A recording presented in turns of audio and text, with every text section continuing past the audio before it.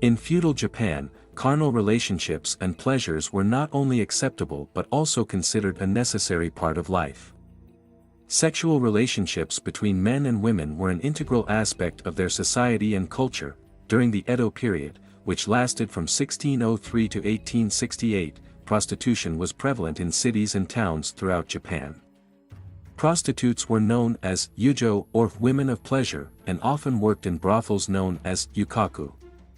These women provided clients with sexual services, but also acted as entertainers and companions. In addition to prostitution, there were also courtesans who were trained in music, dance, and poetry and were highly valued for their intellectual and artistic abilities.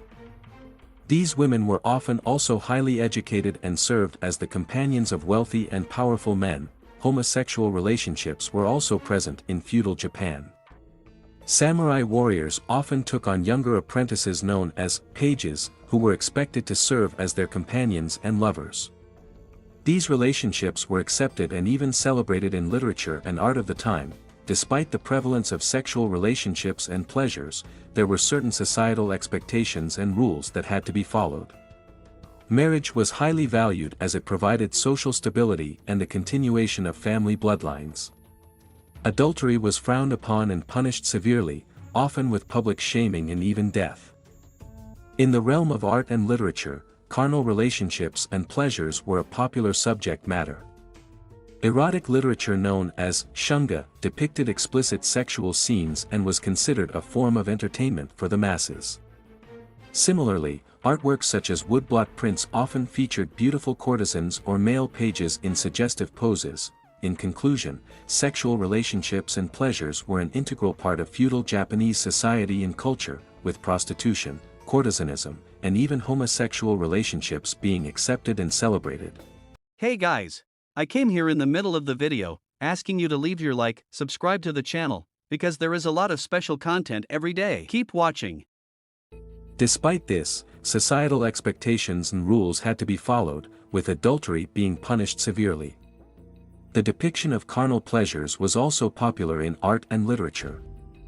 Reflecting the fascination and importance placed on the subject matter in Japan during this time period, the acceptance and celebration of carnal relationships and pleasures in feudal Japan were rooted in their philosophical beliefs and cultural customs. The concept of ukiyo, or the floating world, was a prevalent theme during the Edo period. This referred to a transient and worldly existence where one can pursue pleasure and entertainment while disregarding the social pressures of the traditional hierarchical Japanese society. During this time, Japan experienced a prolonged period of peace, allowing for the growth of entertainment and leisure industries.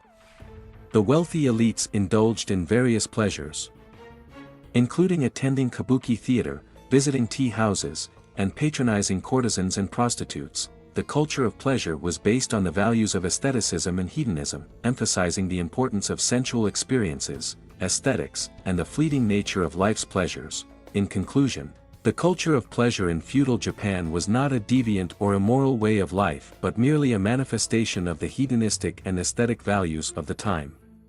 It allowed individuals to escape the rigidity and pressures of traditional Japanese society by indulging in various pleasures while emphasizing the fleeting nature of existence and the beauty of impermanence.